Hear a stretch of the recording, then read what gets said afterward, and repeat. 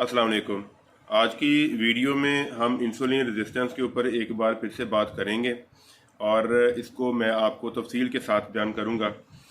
जब हम रोज़ाना शुगर और गंदम चावल फैक्ट्री से बने खाने बार बार खाते हैं तो हमारी इंसुलिन का लेवल बहुत ज़्यादा बढ़ जाता है और इंसुलिन का लेवल बढ़ जाने से चर्बी इस्तेमाल नहीं होती और इस तरह हमारा वज़न बढ़ जाता है।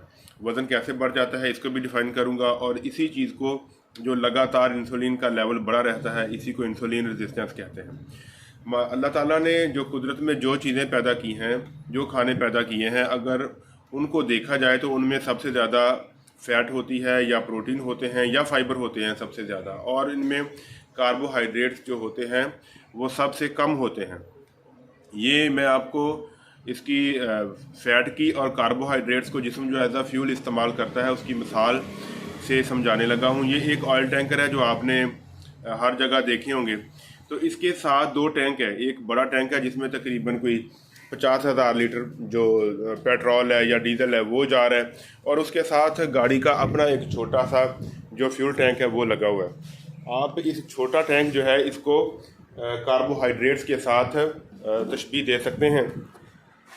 देखें, गाड़ी के ऊपर इतना ज़्यादा जो पेट्रोल है लेकिन गाड़ी उसको इस्तेमाल नहीं कर सकती। उसकी वजह यह है कि जब छोटी टैंकी में ख़त्म हो जाता है पेट्रोल तो उसमें नए सिरे से हम पेट्रोल डलवा लेते हैं, जिससे हमें ऊपर वाला जो 50,000 लीटर का बड़ा टैंकर है उसको हम इस्तेमाल नहीं करते। और अगर फ़र्ज़ करेंगे हम ये जो छोटी टैंकी कार्बोहाइड्रेट्स वाली है, ये फ्यूल टैंक है, अगर हम इसको इस्तेमाल ना करें और एक पाइप इसके साथ लगा लें बड़े जो 50,000 लीटर वाला जो फ्यूल है इसके साथ, तो ये हमारा तकरीबन 6 महीने के लिए काफ़ी होगा। यही हाल हमारे जिस्म में फ़ैट और कार्बोहाइड्रेट्स का है। हम बार बार कार्बोहाइड्रेट से भरपूर ग़िज़ाएँ खाते हैं, रोटी खाते हैं, चावल खाते हैं, बाज़ार की बनी चीज़ें खाते हैं, जिससे हमारे जिस्म में फ़ैट जो है वो इस्तेमाल नहीं होती और वो स्टोर होती रहती है, जिससे वज़न बढ़ता रहता है।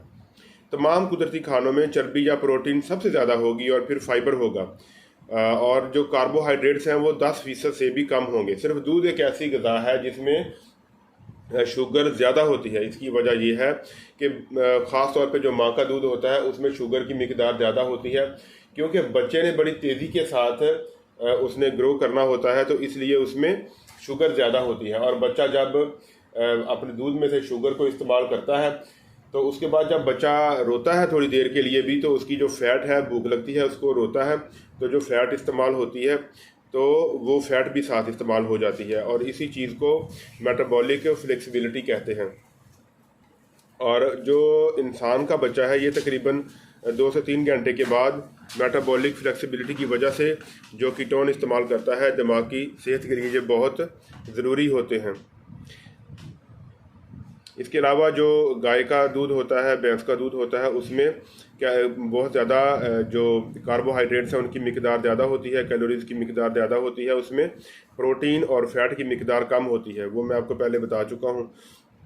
इंसुलिन रेजिस्टेंस क्या है? जब हम बहुत ज़्यादा कार्बोहाइड्रेट्स पर मबनी खुराकें जैसे रोटी चावल, बेकरी की अशिया, मशरूब और मीठी चीज़ें खाते हैं तो लगातार खाने की वजह से इंसुलिन का लेवल बढ़ जाता है।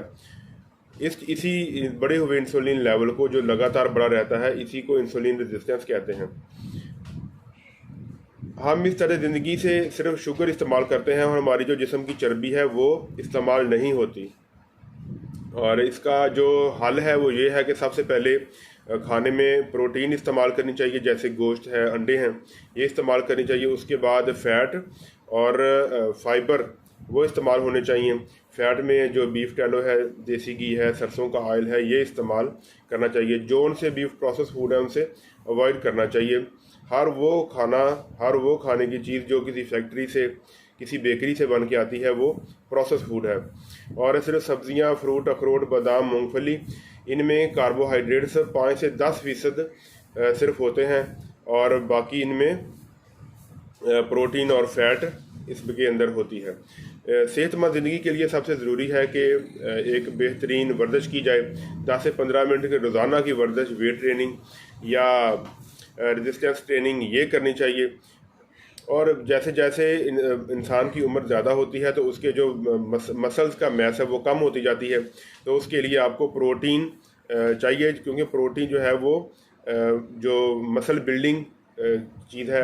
और HIIT हफ्ते में 2 मरतबा ये हाई इंटेंसिटी की जो वर्जिश होती है, सख्त वर्जिश मशक्क़त, ये हफ्ते में 2 दफ़ा लाजमी करनी चाहिए और लंबी वॉक करनी चाहिए। हर किस्म की रोटी, तेल, चावल, जूस, शरबत, बेकरी की चीज़ों से मुकम्मल परहेज़ करना चाहिए। लगातार इंसुलिन का लेवल बढ़ना नुकसानदेह है, इंसुलिन के लेवल को कंट्रोल करना चाहिए। टाइप 2 डायबिटीज़ में भी इंसुलिन का लेवल बहुत ज़्यादा बढ़ जाता है। ये कुछ रेफरेंस हैं जो डॉक्टर बेंजामिन के, इन्होंने इसके ऊपर रिसर्च किया है जो मैं आपके साथ शेयर कर रहा हूँ, इसको आप देख सकते हैं। तो उम्मीद करूँगा कि ये मेरी आज वाली वीडियो भी आपको पसंद आई होगी। और भी इन्फॉर्मेटिव वीडियोस देखने के लिए चैनल को सब्सक्राइब कर लें।